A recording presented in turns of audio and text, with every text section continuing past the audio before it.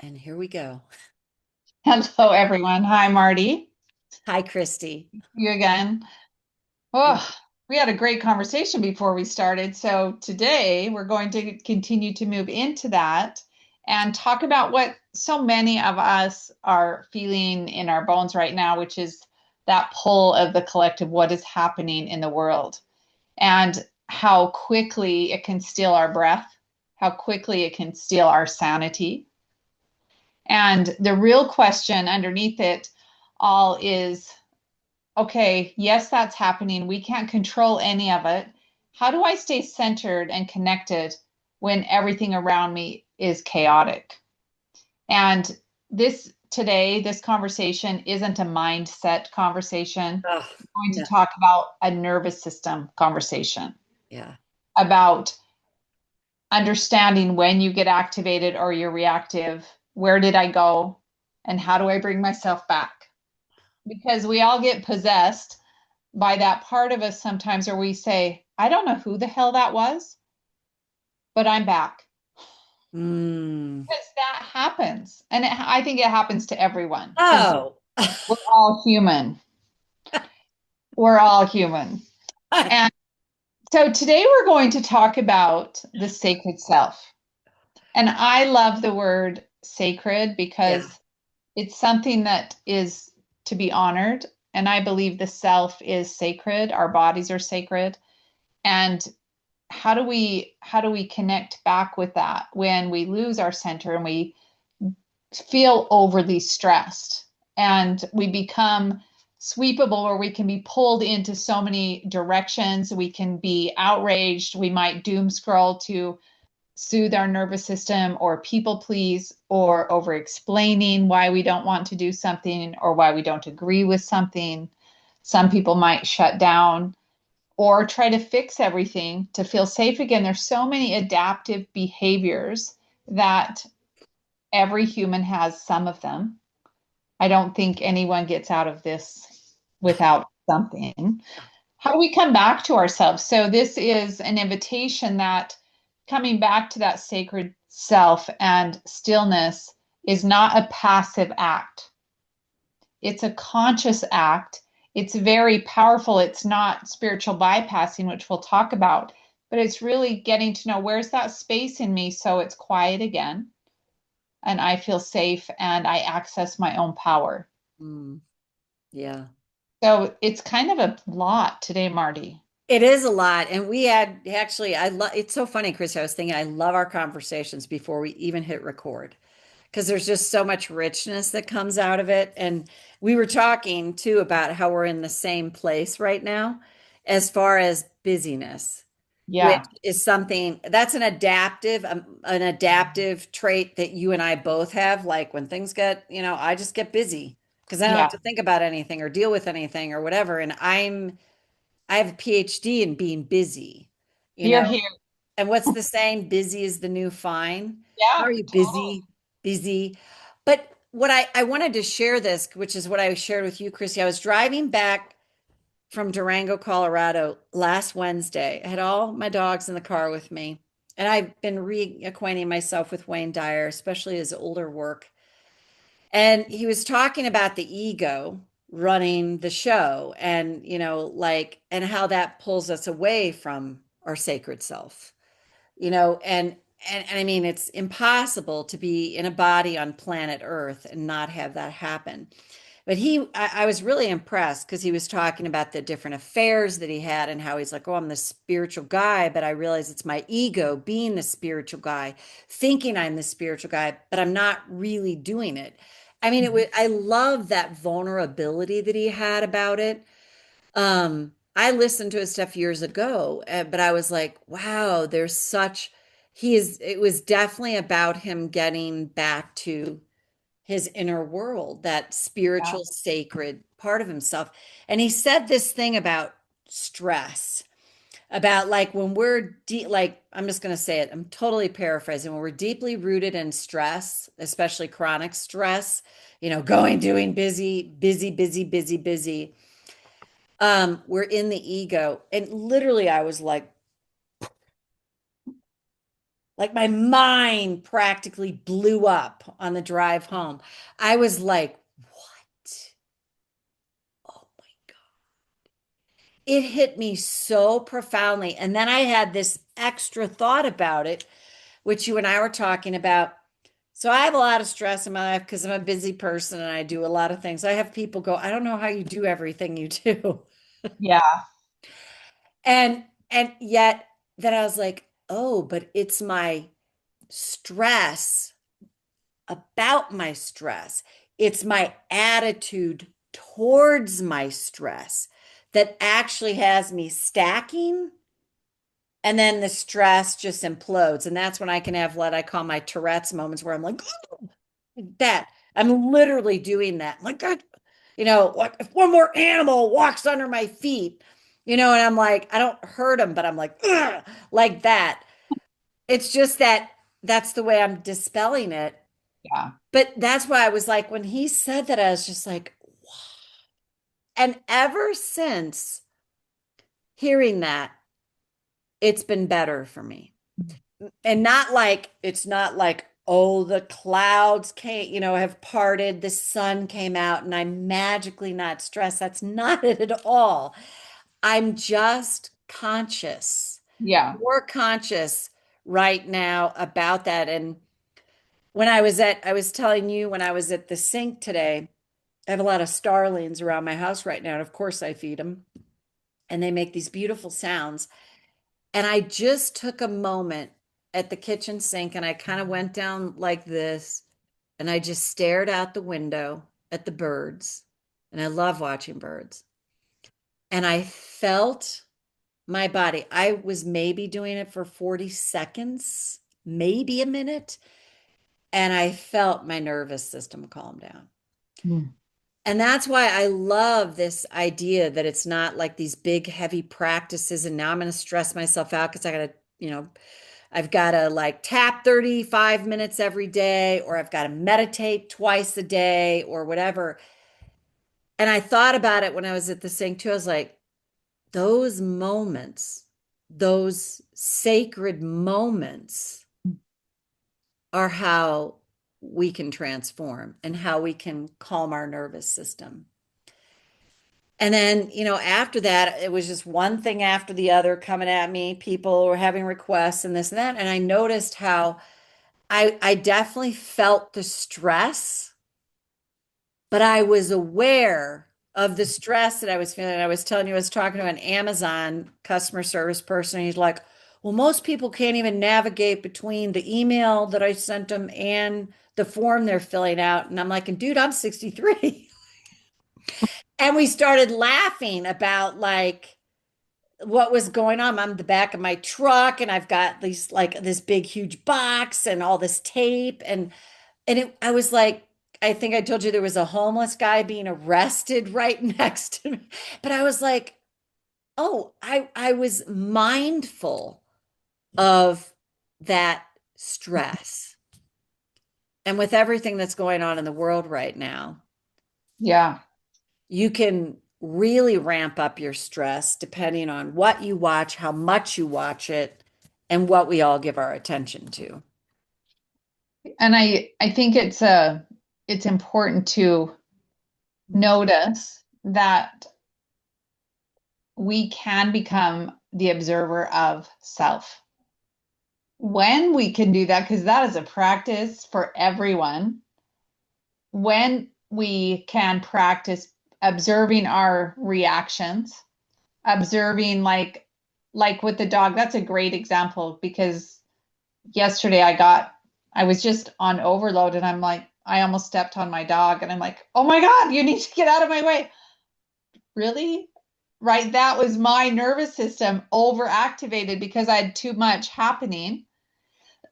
And The dog's the, like, I love you. I just want to be by I you. just want to touch you. And what I noticed, and we were talking about this, is I became acutely aware that my needs aren't being met. Oh, And that need was quiet and no stimulation. yeah. That it wasn't up to anyone in my house to meet that need.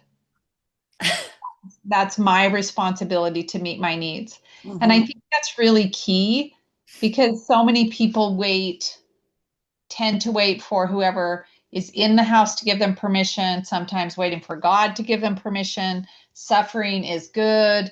Like there's all these beliefs in our head that if we're not busy or suffering, we're not valuable. Yeah. And that's the ego. Like Yes. It it's is the, like that's the ego, and the stress is the yeah, ego is like in charge running things, and then it's like, I mean, we're in a body getting stuff done, which is, but it's what's my attitude about getting this stuff done.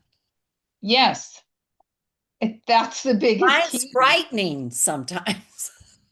Well, and I think everyone, so I'll name a few loops that people can go into. And I would Mm. say you can self-identify whichever one hits you. So an urgency addiction, where the body confuses speed with safety. So if you're moving really fast, sometimes what will happen, we've all had this happen, you can hit your head on your car door Oh, never. and walk into your door, which I've done. Got a black eye in my shower doing that. You have a big bruise there. The mind is moving so fast that the body isn't keeping up. That's a very real thing. And we're not spatially aware because we're moving too fast. And I also believe our body and our soul, or a higher self, whatever word you want to use, is highly intelligent. And it will stop us eventually, like getting your face hit, getting your hand hit, to go, oh, ow. And then to start do some self-care, because that's a real thing and it happens all the time. Yeah. And we have outrage loops, which I'll let you talk about, Marty, as masquerading as purpose. Oh, So yeah. I'll let you talk about that one. Yeah, I mean, I think of that. Well, I'll share this thing, which was I would call this an outrage loop. I'm gonna talk about a political thing, and this isn't to take a side or whatever. But when I have a friend, she's African American, and she posted that meme that came out with the Obamas on it, made to look like apes. And yeah, you didn't see it. Thank God you didn't. Don't. And I saw it only because I opened up Facebook and it was right there, and she was outraged, and then I was outraged for her, and I see that in myself, like, and I do think there's like a self-righteousness about it too. Not that in particular, but like when I see all the injustice, when I get caught up in that loop, especially for me, Christy, it's animals. And I'm like, Yeah. bring the corrupt shelters down, like I'm in this like place of utter outrage. And then I'm talking to people who are in utter outrage, and we're just like feeding off of each other with our mutual outrage about stuff. So, and it's just this looping that's like, and then it's like, why am I so freaking stressed? Yeah. And it sometimes takes a few days before you even notice that's what's happening. And I really get this about that too, Christy. It's like Mahatma Gandhi and all them and the people like the March for Peace. Yeah.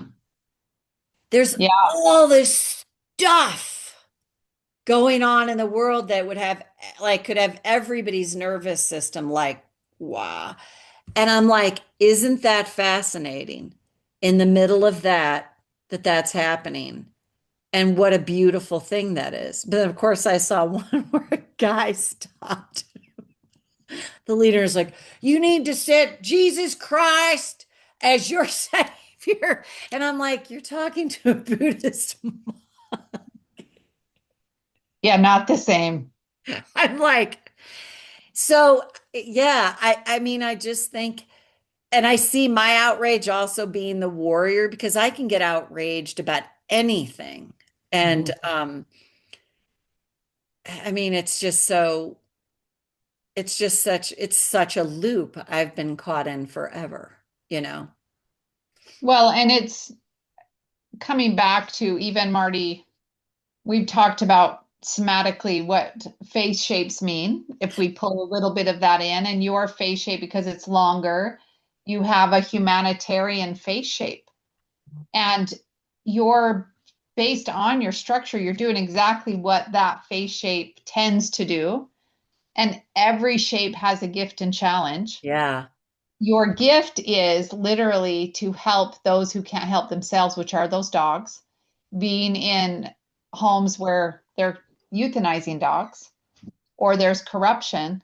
That's part of your gift that you bring to the world. Mm. The shadow aspect is the outrage masquerading as purpose to where it becomes, you can become, you're not violent. You might be violent verbally in an outrage, but Yeah. that's part of noticing, oh, I see that part, bringing awareness to our blind spots.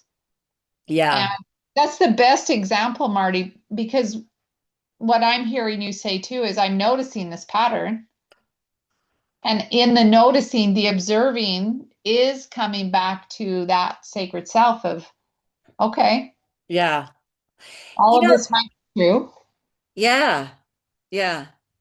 That's so true, Christy. And I think of the blessing of it as I was telling you, as I had three dogs that I picked up from a high kill shelter, and they've been at my home, actually in an RV. One of them just went to another foster. They were a bonded pair, but we want to start separating them, to kind of get them ready to like. And I was saying the two boys that I have, the one had on a leash, he's wild. It's clear he's never been on a leash, and it'll come up right between your legs. And he's so funny, but he's very it's obvious a leash has not been his thing. They were a part of 15 dogs. It actually wasn't a hoarding situation, which is unbelievable. But the fam owner died and they sent these three to the shelter, and watching them change. Like when I picked them all up, all three of them got in my car and they're all shaking. And I'm Oh, like, it's your freedom ride, and you guys are going to be okay, and everything. And I'm talking to them like that. You talk to dogs like you talk to yeah, babies. yeah, And just watching the transformation in him, especially the one that's the most shut down, and giving him constant positive feedback. And he walks great on a leash and like, you're such a good boy. You're such a good boy. And watching that shift in him. And I think about that, like cheering ourselves on and doing that for ourselves too. And even that moment, those moments of connecting with the sacred self, which I do. I mean, for me, a big piece of that is connecting with nature. yeah. Because when I connect with nature, even dogs to me are nature, because there's just, even cats, there's just something so, They are though. yeah. And I think Dr. Zach Bush, we were talking about, he believes that part of the reason why we are sick, I mean, the amount of medications most people are on to function is our disconnection. And it's generational. It isn't anything that happened today. I think he talks about it's generations of coping and the world changing and coping more and our food changing. And then we're under fluorescent lights for 10 Oh, hours a day. And we're not connecting back to the cadence of Mother Earth, yeah. which is It's what so is making true. us sick and crazy. Yeah. And Chrissy, that's so interesting because yesterday, I think I told you, I took the dogs to this adoption event, and then I went and got my daughter. We came back, had a coffee at the coffee shop right there. We ran some errands, I came back to pick them up. I was talking to this family that was interested in one of them, and I'm driving home. It was a very busy day, busy Mhm. day. But when I was driving home, I was outside in the sun and with the dogs, and all of a sudden I was like, I feel really fulfilled today. Mm. And watching people come up wanting to adopt and their stories, and talking to them, I was like, that's fulfilling. That's Yeah. fulfilling. Yeah. Well, and it's, Marty, I think it's something that you can do. And what I guess the question would be is what is it that we can do to fulfill what our heart wants to help with versus our mind? can Yes, do one thing to help people in whatever way that is, because everyone has different ways. exactly. We're And not cookie cutter sometimes at all. I think one of my favorite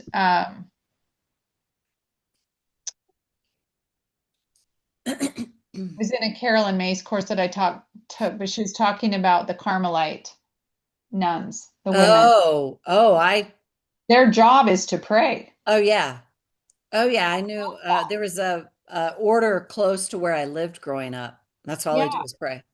And I think with that, sometimes a prayer while you're looking at a tree or you're looking at a bird is enough. I do believe that to connect back to slowing down. Hmm. And a prayer can be as simple as, please help me connect. Please Yeah, help me back. And to slow, literally stop moving yeah, and notice your surroundings. yeah, Keep it really, really simple, yeah, probably outside, but to notice what is around you and stop moving. yeah, And then very slowly noticing your breath within that stillness, yeah. which that sounds super easy. It's not when you're activated. No, it's not. That's the thing. It's like simple but not easy. And Yeah. even like today, I just go to the kitchen sink and I'm like watching them. And then I feel my breath, I feel my body calming down and what like it was so palatable for me to experience that. And I Mhm. think it's we each, like you said, Chrissy, we've each got to find our own way. We've each got, Yeah. there's somebody else that does something that I don't know, like that's let's call it very humanitarian. I'm like, yeah, no thanks. Right. Because we can't compare ourselves No. to others and how that is. Yeah. It's important we know what that is for ourselves. Yeah. Yeah. What lights you up in your heart that you care about. Yeah, and if you think it's just this popped in my head just now, like we're all puzzle pieces. None of the puzzle pieces are the same, but they No. all fit together perfectly, in that connection. They all have their purpose. They'll all make, it's like a piece of the divine, a piece of Yep. God. I've been hearing about the I am discourses, and I got one of the books and was reading it, and the whole thing to say is I am God. Yep. And if you depend on the religious upbringing you had, like I grew up Catholic, I mean, I can say that now, no problem. I am God, God is me, that kind of thing. And I can say that. And do I believe it? I don't know, but I like saying it. Yeah. I like saying it. It feels good to say it. And I think that simple thing is like, wow. I said it the other day when I was like, I am God and God is me. And like, God is in these dogs and God is in the people that are going to give these people homes and that Yep. kind of thing. And I notice those are breaks, like they're moments of connection and they Mhm. stop the, Oh, the chasing. right? I heard, and people do, depending on your beliefs or your experience about whether there's a God or not a God. I would invite the idea of connecting back to the intelligence. Yes, Whatever you decide to call it is irrelevant, it but their is. intelligence, which is it is consciousness. Mm-hmm. It's intelligence. The planets stay in the solar system. We have gravity, we don't float up. Our heart works, our lungs work. Even if we could once a day come and tell our bodies, thank you. Because my God, this is the only body we have. We can't get a transplant. We can transplant parts. Right. We don't get a new body. And to be honest and tell it thank you and acknowledge what it does without you being in control, because you're not Right. for most of it, that even something that simple can bring us back to that sacred self of intelligence, of God, of coming back to gratitude and love, which is the heart. Mm-hmm. I think we go into outrage in the mind, and then the body follows suit, and all of the hormones get released, and the body contracts, and we create different kinds of bands and pain and rashes. what if hemorrhoids? Like there's so many pieces over time of this constant contraction that, and I don't think people, there's many people who aren't aware that if you slow down, you're not going to die. Because how many times do you hear, Marty, I don't slow down because I get anxious. Oh, right. And so Right. I stay busy. Yeah. I, at the invitation to notice what, if you slowed down and drank some tea in a, like a contemplation or read something, did something pleasurable in the slowing down, that's also enough. Yes. You don't have to meditate. Right. There's so many ways, like you did, looked out the window and took a breath, and your nervous system settled.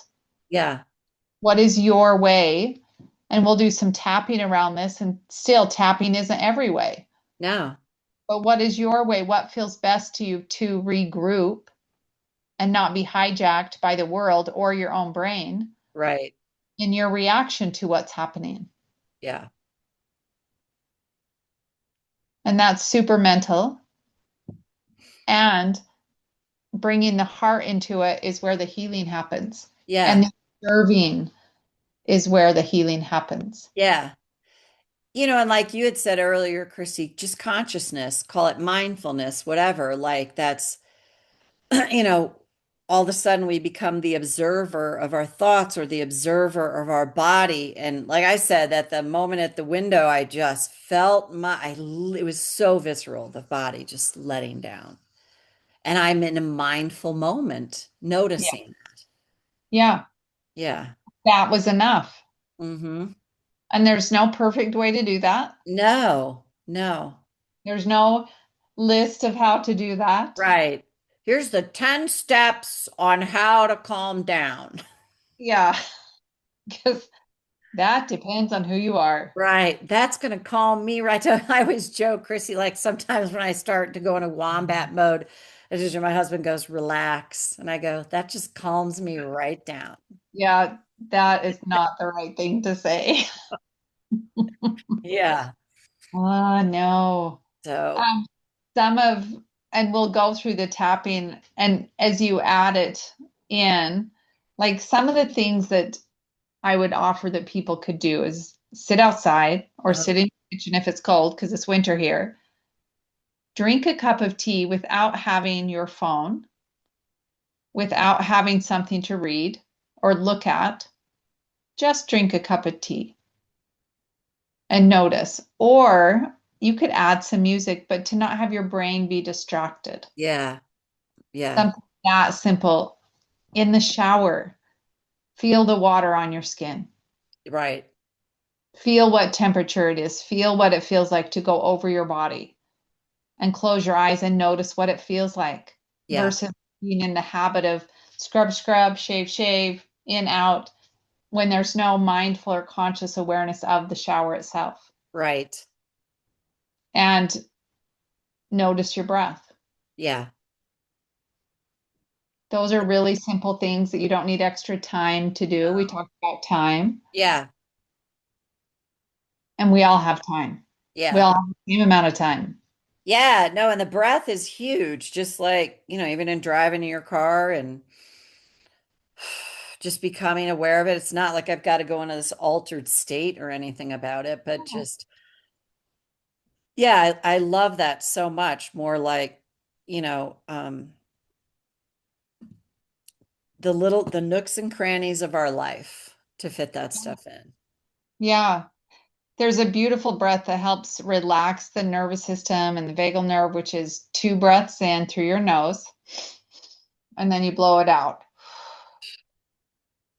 If you can do that 4 times, Right. which you can, and then do your day or interrupt your day and do that. Because Mm-hmm. we're working anyway, Right.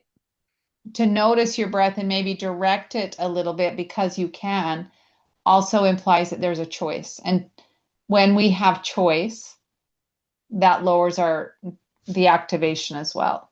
Yeah. Even if it's for a moment matters sometimes. Yeah. It does matter. It absolutely does. I just did that 4 times, like quietly, and it was like, oh yeah, yeah, Yeah. true. So I'll let you take over, Marty, and do some tapping with us. And Okay, karate chop. Even though I can be so busy, so overwhelmed by life, I choose to acknowledge this truth right now. Even though I can get so stressed, so busy, and then I double down by judging myself for that. That's not going to make me less stressed. I choose to acknowledge this truth right now. Even though I want to learn how to calm my nervous system, practice more self care in the nooks and crannies of my day, I choose to acknowledge this truth right now. Then go to the eyebrow. What if I can just practice presence in a moment? What if I could set the intention, offer it up to the wisdom that's there? Show me what works best for me to help me become more conscious in my life of all the ways I can get overwhelmed and stressed. I don't have to figure this all out right now. There's not a list of 10 steps to more inner peace. What if by setting that intention, a way will be made for me that's unique to me and my personality? And that's starting to practice self care. Excuse me. And it is a practice. So I like the idea a lot. This doesn't need to be another big thing on my to-do list. This could be those simple things to fit in the nooks and crannies of my day to help me add to the peace in the world. And take a breath. thank you, Marty. I love your tapping and how it comes through you. It's brilliant. It's not, like definitely my ego's out of the way of it. That I do know. I don't have to Yeah. like, it just comes. Well, it flows through you. So, what I would like to leave you with is for you to ask the question to yourself, where do I lose myself most easily? That can be media, that can be working, that can be people pleasing, relationships. Where do I lose myself and lose my power or my center? And I would also, you find out the where, I would also pull in where in my body do I feel it when I get lost? So Mm, you have a connection to the awareness of it, and then where do I feel it? And I invite you to put your hand on that space. Your body will tell you.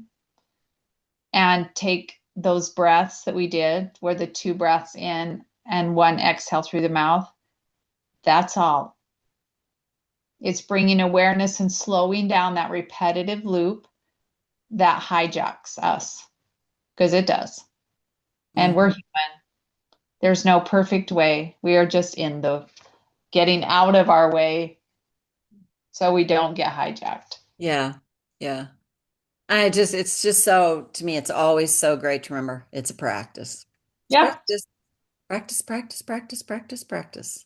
And we always have people that show up to reflect back to us, some of our reactions or our judgments. And can we continue to come back to noticing with less judgment, which is also a human condition that we all share, Yeah.